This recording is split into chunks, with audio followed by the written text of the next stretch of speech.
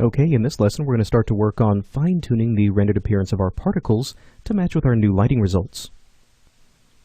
Okay, so now that we have our lighting and materials looking pretty good, we're now ready to start reintroducing our particles.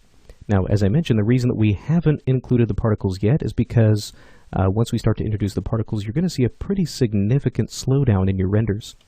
So, we are ready to reintroduce those. Let's go back to our particle emitters. And let's re-enable those. Let's rewind, play that back, and make sure that everything is looking as it should. Now, one thing that you'll probably want to do is, if you recall at the end of Delano's section on dynamics, we had, as a final step, gone through and cached out these particle results. Now, the particle caching is definitely something very, very important that you want to do, especially when it comes to final rendering. However, as we start to cache these, what that'll do is prevent us from making any sort of material changes, because not only is the particle movement cached, but also all of the material properties of that particle are also cached. So if we want to start to make any changes to the material or the appearance, we need to make sure we clear out the cache. So let's go to our InDynamics section with our particle 1 selected. Let's go to InCache, and let's delete that. And let's do the same with particle 2, in cache, delete cache. So we can always come in and remake the cache whenever we have made our final adjustments, but for now we want to make sure that we actually do have that freedom that we need.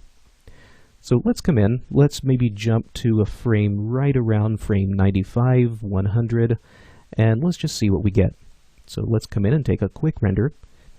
Now this is probably going to, like I said, be significantly slower now that we've started to introduce our particles. And you can see definitely that my render is taking a much, much longer time. So now you can probably appreciate why we haven't tried to work with our particles just yet. So what I'm going to do is pause this for just a minute and let this finish up. Okay, so I'm now a few minutes into this render, and you can see we've just really barely made a dent in this. So what I'm going to do is actually cancel this render. We can do that at any time by pressing the escape key on our keyboard. So you can see this render had gone for about 3 minutes and was still very, very early on. So right away, instead of just waiting for this render to complete, I'm going to see if there's anything we can do to try to speed this up just a little bit more. So let's go to our particle 1. And if you recall, in one of our earlier lessons, we had started to talk about the render stats and how those can be a really, really valuable thing to have. Well, one thing that we might be able to do to speed up these particles is to maybe disable their ability to cast shadows or receive shadows. Because what we're going to probably do is make these smoke particles to where they're really, really faint and just barely noticeable.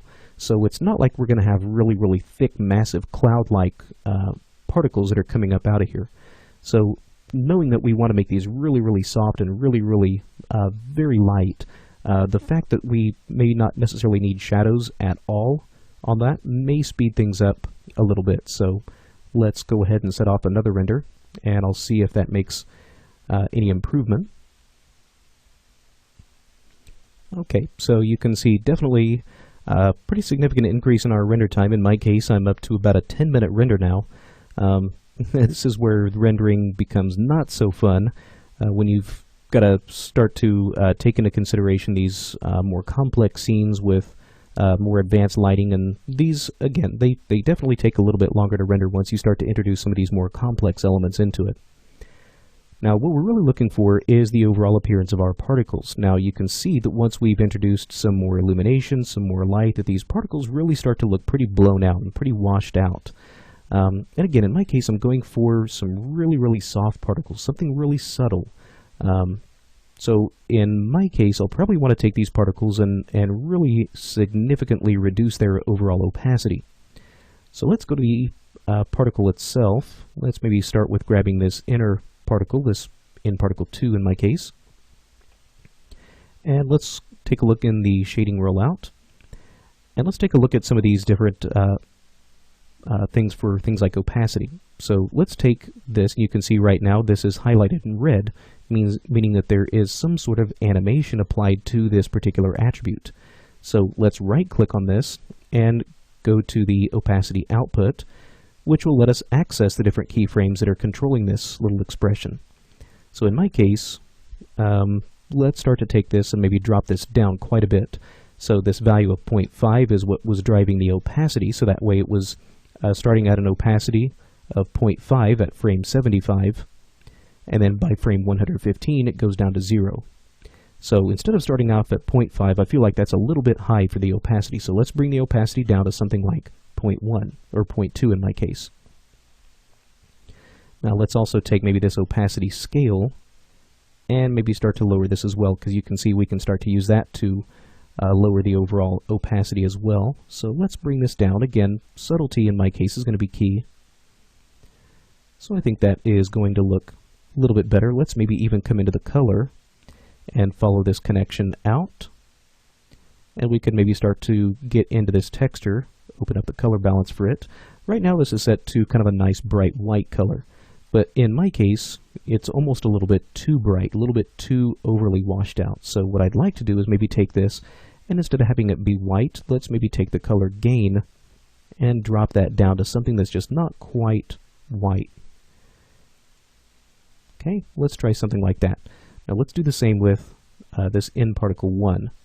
Let's right click on its opacity slider, and you can see at frame 86 we had set this to be 0.98, or Delano had set this to be 0.98 in his dynamics portion. But again, now that we have our lighting in here, that is, I feel, a little bit too bright. So we can come in here, adjust that, and let's maybe do the same with this opacity scale. Now when I grab this little notch right up here, you can see again we have some keyframe animation that's been applied to this selected value. So once again, right click, let's take a look at that little expression. And once again, I'll drop that maybe down to something like 0.2. Again, just to really bring that down to something a bit more manageable. Now let's see what that has done for us. Instead of re-rendering this entire scene again, let's just start by drawing out a little region, and let's let that work. Alright, so that's a little bit better. Now we start to get a little bit kind of softer appearance, although, you know, everything is going to be a little bit different depending on your particular scene, so you could come in and start to bump maybe some of these settings up a little bit more if you decide that maybe those are a little bit too soft or a little bit too subtle. Okay, now one of the things that we're noticing is obviously our render times are very heavy right now. So if you recall, just a moment ago we had come in and we had disabled the ability for these particles to cast and receive shadows, hoping that that would speed up our renders. Now normally this would work just fine, but what you can sometimes run into is a situation with these in particles where it's just simply disabling these two flags won't do the trick. So what we sometimes need to do is, with this particle shape selected, we need to actually go over one tab into the in particle itself. Now over here we have this mental ray rollout. If we open that up, we have some additional flags here, and these work similar to the way that these render stats would work, but these are just an additional layer or an additional level of control. Now, most of the time we don't ever have to worry about working with anything in this set of flags, but in particles are kind of a unique situation. So what we may need to do is, again, grab the particle itself, and right now all of these options are grayed out. That's because right now this derive from Maya checkbox is turned on, which means all of these settings are normally just pulled from Maya's settings. What we're going to do is we're going to override that. So we're going to turn off derive from Maya, and now for the shadows, let's explicitly tell these in particles not to calculate any shadows. Now let's do the same over here for particle 2. Let's uncheck derive from Maya. Let's explicitly tell it not to calculate any shadows whatsoever. Let's come back. Let's do a quick render and see if that has helped any. There we go. I think that's actually a significant speed improvement. Definitely a performance increase there. So if you run into a situation like this where you're working with in particles and you do want your renders to move a little bit quicker by having to discard the ability to cast or receive shadows, you may need to do it in two places, in a render stats and in the mental ray render flags that we just looked at. Now you can see it's definitely not casting or calculating any shadows whatsoever on these particles, which is exactly what we want. And you can see now my render is performing several times faster. Okay, so now we've got our particles, which are looking pretty good. A little bit more subtle now, a little bit more kind of subdued.